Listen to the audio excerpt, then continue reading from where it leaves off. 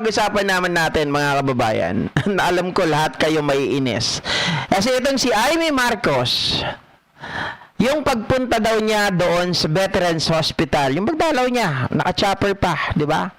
Mga ka-GP.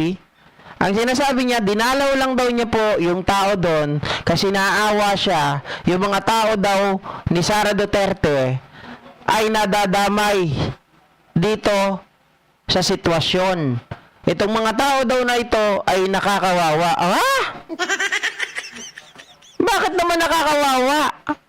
Bakit naman nadadamay, mga kababayan? Hindi ba sila kadamay-damay? Dahil sa nangyayari, Special Disbursing Officer. Yung iba naman ay Chief of Staff, pero walang alam. Hindi ba dapat pwedeng tanungin? Si Amy naman parang kinampihan pa si Sara at parang kinonsinte ang ginagawa ni Sara at ng kanyang department. Sen, comment po natin sa nangyayaring Discord between the President and the Vice President. Ay, nako. Ipagdasal na lang natin silang lahat. Tama po si Father. Close pa rin mo kayo, DBT? Oo. Close pa rin mo kayo, DBT? Well, napunta lang ako dun sa veterans dahil nangyari po sa aking mga department heads na kinulong. Kaya sinisigurado lang natin na okay yung mga nadadamay na empleyado. Opo. Thank you. Senator, ano po yung reaction niyo po sa sinabi po ni VP Sara na ang pamilya daw po yung may pakala daw po yung patay kay Nini Aquino? Ay, nako, hindi muna ako nakikinig. Kaya nga, nagdeklara ako na nung una pa, kasi alam ko na magkakabangayan ng ganito at talagang maghahagi siya ng putik. Kaya noon pa, sabi ko na, nako, mag-independent ako, trabaho na lang. Dahil ayoko masali dyan. Masakit sa kalooban, tapos madadamay ka pa. Nako, iwas na lang, trabaho muna tayo sa palengke muna, sa mga luwala muna, at sa pamimigay ng mga titulo, yung mga CLOA sa ating agrarian reform beneficiaries. Kasi batas ko yun eh. Kaya tuwan-tuwa ako, nagbibigay natin yung mga titulo matapos ang 5 dekada mahigit ng land reform. Sa wakas, magbibigay na ng libre, wala ng utang, zero balance na ang ating magsasaka. Mayor, Mga kababayan, iwas pusoy itong si Amy Marcos. Ayaw sumagot. Nung tinanong pa siya tungkol doon sa away ni PBBM at ni Sara, at sinabi nga ni Sara Duterte na ang nagpapatay daw kay Ninoy ay ang mga Marcos. Aba, mga kababayan, hindi man lang marunong sumagot. Ang sagot niya, hindi raw siya nakikinig. Eh, di ba, nagtanong ang isang reporter, sana bilang isang tao na alam mo naman na ikaw at ang pamilya mo ay hindi po gumawa ng karumal-dumal na krimen na pagpatay kaya Ninoy Aquino, edi dapat you must at least answer straight, diba? You must answer straightly. Pero wala po siyang sinabi. Hindi raw siya nakikinig, mga kababayan. Eh kasi na ba naman sabihin mo, oy, dalawa na yung dalawa na yung naging presidente ng mga Aquino. Bakit hindi kami nila napakulong? Ganun lang, simpleng-simple, pero wala. Umiiwas po si si Amy Marcos, mga kababayan. Namamangka po sa dalawang ilog.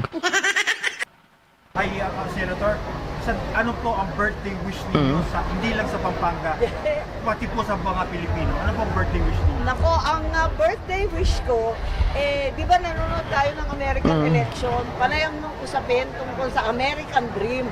Napaka-ambisyoso ng Amerikano. Talagang gusto nila sumikat, yumaman, maging celebrity. Iniisip ko, ano kaya yung pangarap ng Pilipino? Ang pangarap natin, napaka-simple, napaka-payak. Deserve natin makuha yung simple at payak na pangarap na yan na busog lahat ng pamilya, makatapos yung anak at may bahay kahit paano. Deserve naman natin talaga ang napakasimple na pangangailangan at mithiin ng bawat Pilipino. Oo naman, deserve natin yan, mga ka-GP Natics. Pero how we can get that? Paano tayo magiging paano magiging payak ang pamumuhay natin? Paano magkakaroon ng kapayapaan ang buhay ng isang tao kapag ang mga tao na nasa gobyerno natin, 'di ba? Lagi pong sumasalungat, lagi pong kumakalaban sa gobyerno natin. Kung meron tayo nakikita sa gobyerno natin, tulungan natin. Kung may mali, mga kababayan, tama lang nisitahin. But at the end of the day, dapat we have a remedy. Diba? We have a remedy that will help this government to rise again. Mga kababayan, hindi yung anak ka ng tinapa. Sasabihin mo, hindi ba kasi marunong magpresidente? Yan kasi, yung nagagawa ng pumapatay. Ang pamilya nyo ay pumapatay ng tao. Ganito, ganyan. Sino ba ang pumapatay ng tao? Sino ba ang mga napatunayan na pumatay ng tao? At sino ba ang iniimbestigahan? Diba? Nagtataka ako dito kay Amy Marcos, mga ka-GP Natics. Wala na talagang pagbabago. Talagang pinapatunayan nito. Diba? Lagi po, mga ka-GP. Talagang kamping-kampi siya kay Sara Duterte.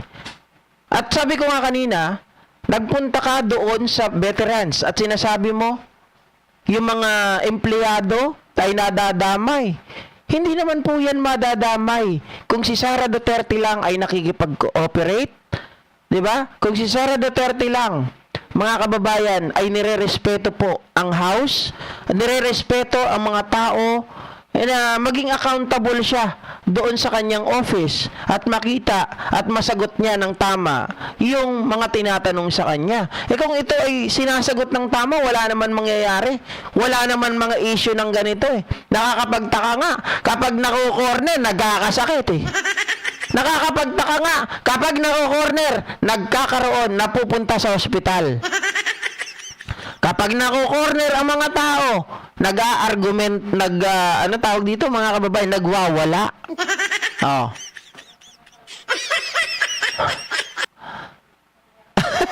Oo nga, Maring Clea, nakapula Marcos yung pula. Dapat berde at pula suot niya. Di ba?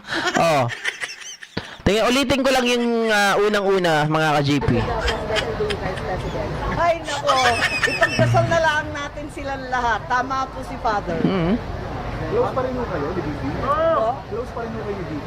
Well, napunta lang ako doon sa veterans dahil nangyari po sa aking mga department heads na kinulong. Kaya sinisigurado lang natin na okay yung mga nadadamay na empleyado. Napunta raw siya sa veterans kasi yung kanyang mga department heads ay nakukulong. Hindi ko mawari, mga kababayan, sinong department heads mo ang nandoon? Ha?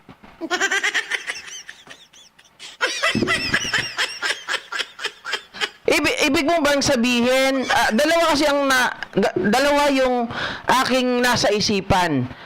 Department heads niya nandoon daw sa veterans. Yung department heads niya kaya mismo, sino yung mga tao na yon? Coincidence lang ba na nandun din si Laika Lopez, si Zulaika? Or talagang mga kababayan, yung department heads ni Sara is department head din ni Amy Marcos. Hindi kaya ganon? Hindi, nagkataka lang ako. Magkaibang tao ba yung department heads mo na nadadamay, na sinasabi mo, siya din ba yung department heads ni Sara Duterte? Kasi as Chief of Staff, department head yan. Tama ba ako? Mga kababayan? Sino yung tinutukoy niya? Magkaibang tao ba yon or isang tao lang? Kasi si Amy nagpapalusot pa Oh. Ano po yung reaction niyo po sa sinabi po ni BP Sara na ang pamilya daw po may pakala daw po ng Saturday nila? Ay, ako, hindi muna ako nakikinig. Kaya nga, nagdeklara ako na nung una pa. Kasi alam ko na magkakabangayan ng ganito.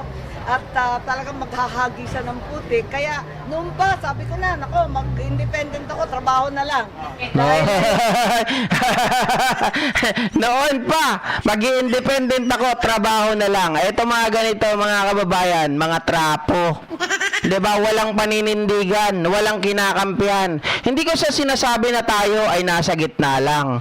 Siguro naman bilang isang tao, alam mo kung sino ang dapat mong kampihan. Kapag mali yung kapatid mo, then ipakita mo talaga na ikaw ay tama doon sa kinakampihan mo.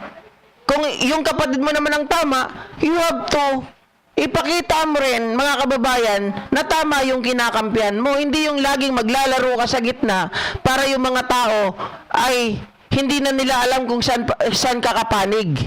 Ito mga ganito, yung mga tao, mga kababayan, na hindi natin pwedeng pagkatiwalaan.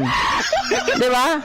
Ever since, wala tayong narinig sa kanya. Sabi ng ibang tao, sorry sa mga loyalista dyan na iba, na maka-Aimee. Uy, hindi mo alam, ang utak ni Aimee Marcos yan. Kapatid pa rin yan, blood is thicker than water. O, ba't di niya pinapakita? Diba? Bakit wala tayong nararamdaman sa kanya na mahal niya ang kapatid niya? Wala tayong nararamdaman sa kanya na may pagmamahal siya sa kanyang pamilya.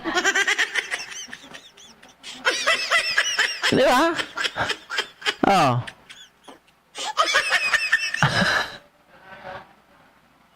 Buti na lang hindi mo naging kapatid si Aimee. Nasa bunutan nyo, Mamona. BBM Salot. Ay nako, mga kababayan. Tita Karks, threesome sila. Grabe ka naman. Mami Ems ng Japan, palusot pamor, Aimee, ginagawa mong tanga mga taong di naman tanga. Correct. Nagtataka ako, sinong pupuntahan mo sa veterans? Tao daw niya, department heads na nadadamay. Sino mga department heads mo? Pupunta ka sa veterans? Kasi ikaw, sa Senado ka, mga kababayan, saan mo, halimbawa may department heads ka na hospital, hindi mo sa veterans papapuntahin. Diba? May malalapit na hospital po dyan sa Maynila. Kasi ang Senado nasa Pasay. Pwede ka pumunta sa Pasay, pwedeng sa Maynila. Bakit ka pa pupunta ng veterans? At sino yung department heads mo na nadadamay at dinadalaw mo pa dyan? Diba? Oo. Kaya ganun. Mahal niya talaga ang mga Duterte. Di ko alam, sabi nga ng iba, baka meron alam na lihim ang mga Duterte na hindi kayang pakawalan ni Aimee Marcos. Kaya higop puwet, amoy utot. Diba? Alright, so hanggang dito na lamang mga kababayan. Magandang umaga po muli sa ating lahat at sana po ay may nakuha tayo. Medyo magulo yung kanina. Pero kukuha tayo ng mga second opinion sa iba pang mga lawyers. Siyempre, hindi tayo mag-i-stick. Ipinarinig ko lang sa inyo ang kaibahan po ng ordinaryong tao, lalo na sa usapin po ng impeachment at doon sa walang immunity si Sara Duterte. Tama po yun, wala siyang immunity, kaya lang iba ang kanyang case dahil siya po ay impeachable officer. Alright? Thank you so much once again guys at good morning. Ingat po tayong lahat. Kita-kita tayo sa mga susunod.